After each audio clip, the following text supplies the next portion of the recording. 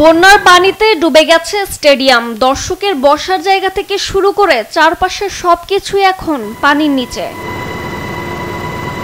ব্রাজিলের দক্ষিণাঞ্চলের পোর্তো আলেগ্রের স্টেডিয়ামটি এখন বিধ্বংসী বন্যার কবলে।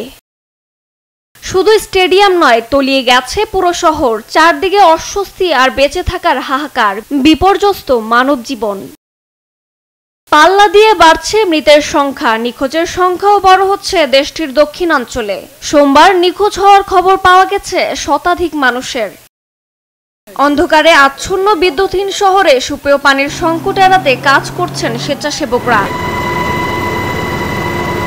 বন্যা কবলিতদের উদ্ধারে খাবার সরবরাহের জন্য নৌকা, জেটস্কি এমনকি সাঁতার কেটে প্রাণপণ প্রচেষ্টা চালিয়ে যাচ্ছেন তারা।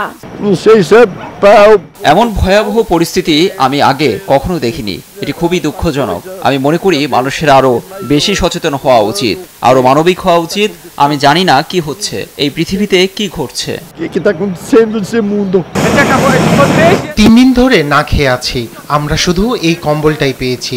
আমি জানি না আমার পরিবার কোথায়। আমি এখানে এমন লোকদের সাথে আছি যাদের আমি চিনি না, জানি না।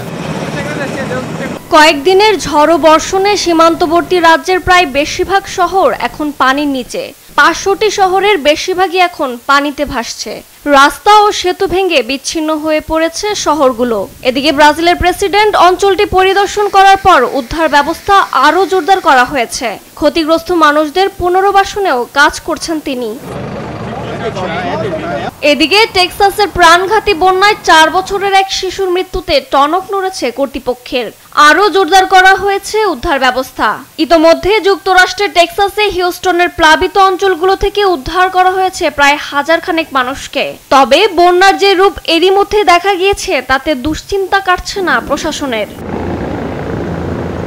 রজনী রহমান, নিউজ ডেস্ক, দেশ টিভি।